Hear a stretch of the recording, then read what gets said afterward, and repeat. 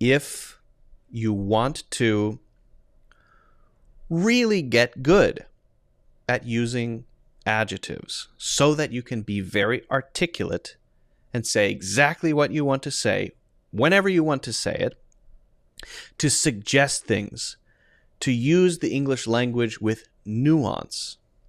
You have to practice. I want to give you a very simple exercise for doing that, okay? You can do this with a video, but I think it's easier to do with a picture. So the first thing you do is find a picture that catches your attention, all right? So something perhaps like this. And I'm not saying this one catches your attention, and maybe it does, maybe it doesn't. But here we have a picture of a man, and he's clearly a mountain climber, and he's on a snowy mountain. Well, that's a description. He's on a snowy mountain. He's a man, and this looks dangerous. All right, a few adjectives there. But if you really want to get into this, the first step, find the picture. The second step, try to attach as many interesting adjectives to this picture as you can. Then we'll go on to a third step. Now, this can be a little daunting. Daunting means a little scary because you see the picture and your mind just goes blank. I don't know, snowy, dangerous, right? And those are good words. But we need more. We need to go deeper. A good way to do this is instead of just sitting there and looking at the picture, do specific categories first. Category 1, how does this guy feel? All right. Category 2, what adjectives could describe this activity that he's doing? Not the scene itself, not what it looks like, but the activity itself.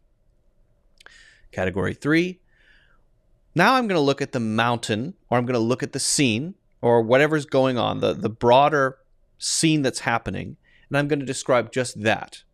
So you go inside the person's head, then you describe the thing they're doing, then you describe the whole scene visually. That allows you to sort of feel out each category, add pieces to each category, instead of trying to do that for the whole thing, which again can cause your mind to just go blank. All right, so let's start with how he feels. Let's hop into his head. What are some things going on in this guy's head in this moment when this picture was taken? Well, he could take one step and he could fall and die. Well, how does that feel? Well, it's probably terrifying. And maybe we could put terrifying, or we could put a word like thrilling. Terrifying, maybe thrilling, right? We could get a little more creative. Well, how do you feel when something is thrilling? What is that feeling? If you go into your body, what do you feel? You feel your heart going boom, boom, boom, boom, boom, boom, boom, boom, pounding in your chest. Well, we have an adjective for that uses a hyphen. We say heart pounding. Heart hyphen pounding. That's OU there. Now, very important for adjectives. Adjectives must have hyphens if you use two words. If two words are meant to mean one thing or meant to be as one word, you've got to have the hyphen between them. You can have multiple adjectives. You could say a dangerous, heart-pounding experience, right? Those would not need hyphens between all of them, but heart-pounding has to be. Because if you just say heart, pounding as two separate words, now it's not an adjective because neither of those individually are adjectives. Okay, usually. All right. But he's on the mountain, so that means it's thrilling, it's heart-pounding, but he likes it. So that might be exciting. But while you could put exciting, there's nothing wrong with that. It's such a common one. I want you to push yourself here. And this is at this point where you would break out your thesaurus. You would break out your dictionary and you would start looking up words. What actually fits here? Find a word like dangerous or a word like exciting, and then go and look at synonyms. Now, there's a whole other challenge when it comes to using them.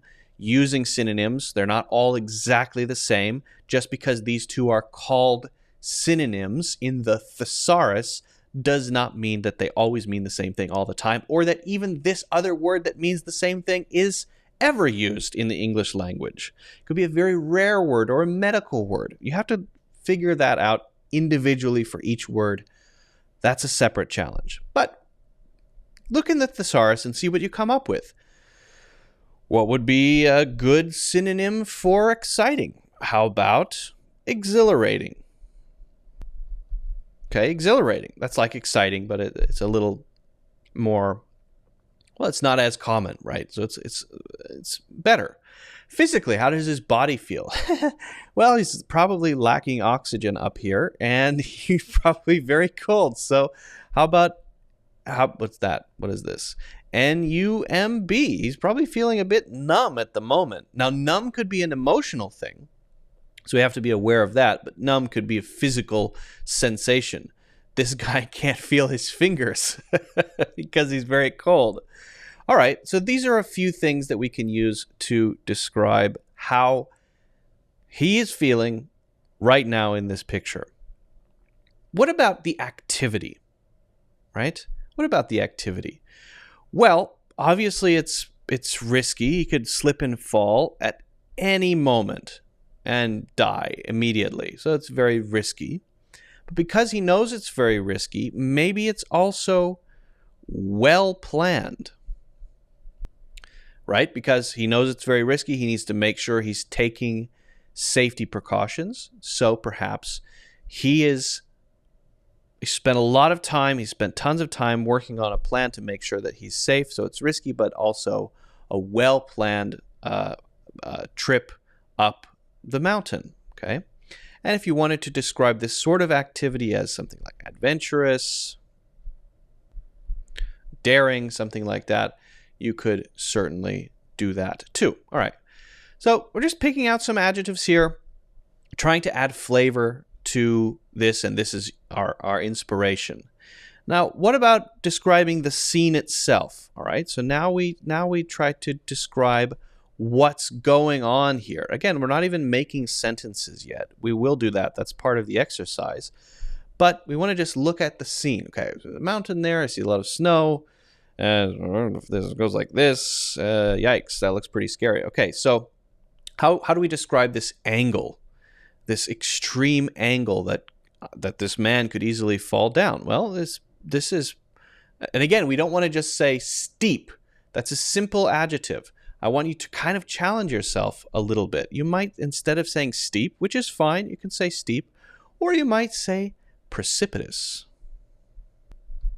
It's precipitous. Whoa, you can go fall down and die, right? Well, I see no trees, no grass, right? So maybe it's, let's say, barren. Of course, we could use common adjectives like slippery. We could say snow-capped. But, in fact, I don't even know if snow-capped is good here because there's snow everywhere. Usually snow-capped is when there's snow on the top of a mountain, but the rest of the mountain doesn't have snow. So maybe if we're standing far away, this is a snow-capped mountain, but we're only seeing snow here. So maybe not. Frosty, frosted, frosty. Okay, and we could go on and describe the cold. We're just trying to get some thoughts going here. Get some interesting adjectives out of it. Now, the next step, and we're not going to actually do this part, but this is the third step. The third step is to try to take these adjectives that we've used, doesn't have to be every single one, but many of them, and write a short story. Who is this guy? Is his name Steve? Why is he going up this mountain? Then describe what happened here. What happened in this scene? Try to describe the scene on that day. If you want to use the present tense, go ahead and use the present tense. If you want to tell it as a story in the past, go ahead and tell it as a story in the past. Fine.